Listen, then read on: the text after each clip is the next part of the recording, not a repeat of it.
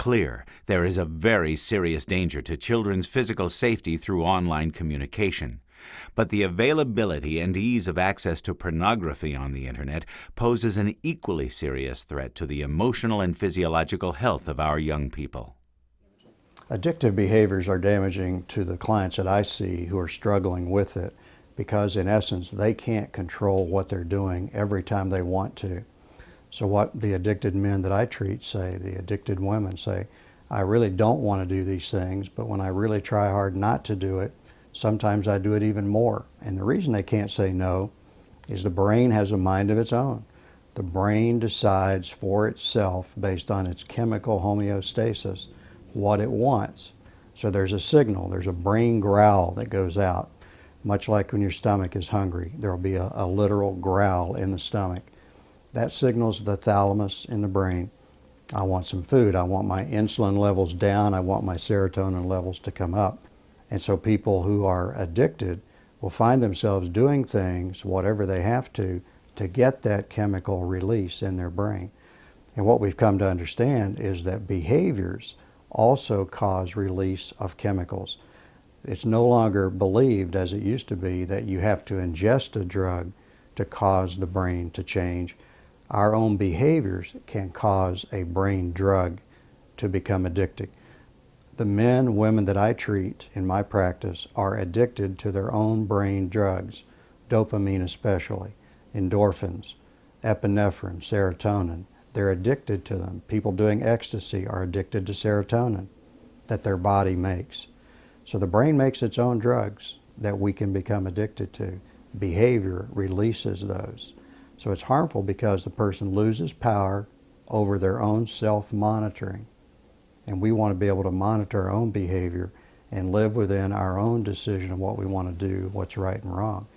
But an addicted person doesn't have that control anymore.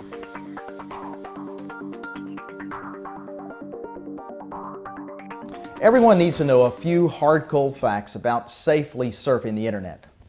First, there are no silver bullets and no foolproof defense systems. The Internet moves at a very fast pace and changes often, so it takes constant attention.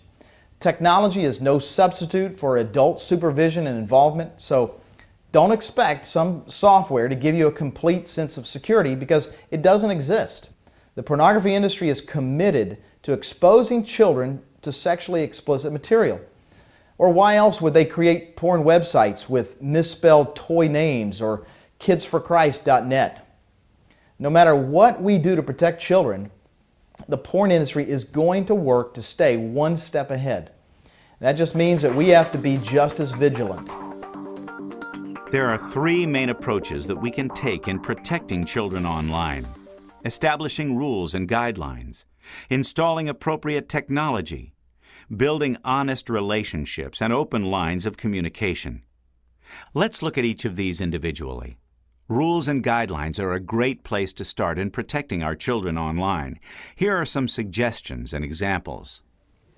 Set rules that fit your family values about chat rooms, emailing strangers, and inappropriate sites.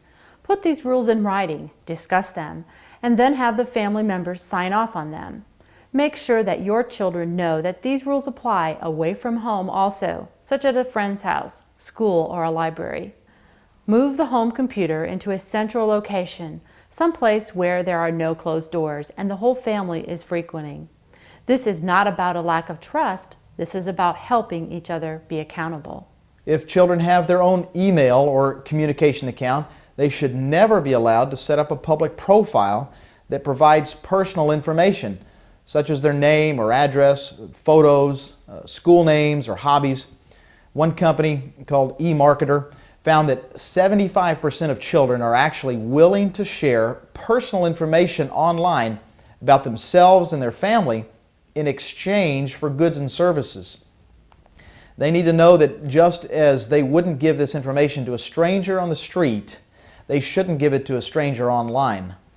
Set time limits on the computer and never let small children on the computer without supervision. Even with older children, we need to take great caution. They need to be told to never open an email from an unknown person, especially if it has an attachment. They need to know that if they find a message that makes them uncomfortable, they should stop talking to that person, whether it's an email or a chat room or a message board, and tell you immediately. There's no need for a child to be in a chat room they don't belong to be in that's designed just for children. The biggest problem is, of course, the perpetrators find out those chat rooms that are designed just for children, and that's where they go to seek their children. They need to understand they are never to agree to meet with an online friend in person alone. Let your children know that not everyone they meet online is a nice person or is even honest about who they really are. Help them understand that internet communication is just a different form of talking to a real person. Just because the person is not in the same room is not an excuse to be rude or say things they normally wouldn't tell someone in person or in front of you. Another thing parents need to be aware of course, is if they're coming toward the computer and the child is scrambling to get off the monitor what was on the monitor so the parents don't see it. Or the parents also need to be aware that many times the perpetrators work out code with the child so that the parent could actually be there looking over the child's shoulder and the child's talking to a potentially dangerous person, but they're using code like parent in room or parent coming to the room, be careful what you say, or older brother, older sister in the room, or teacher, if it's at school, teacher in the room. And they have codes worked out for this where the adult supervisor or the parent may be standing right over the shoulder, but they don't know what these codes mean. Peer-to-peer programs, which are used for file swapping, most often of music, can be very problematic due to the fact that up to 97% of the total files available are either illegal, and that is they are in violation of copyright laws and are subject to criminal prosecution, or the files contain pornography. Another approach to protecting our children online is through technology.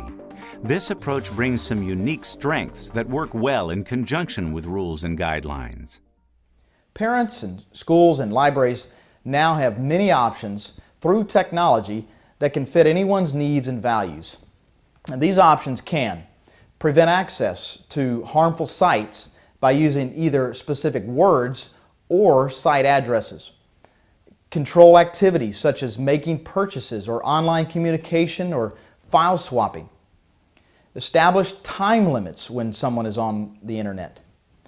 Block the sending of personal information such as a name or address or financial data.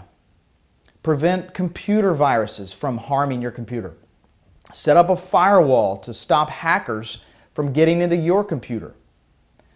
Block spam or junk email from ever reaching your computer.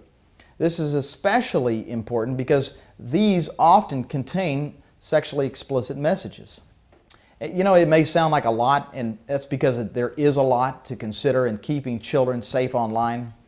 The good news is that some companies have made it easy by bundling most all of these into one package, and that's probably what you need to look for in order to be adequately protected. Remember that many children are computer savvy, much more than their parents in most cases, and filtering will not stop a child who wants to access pornography.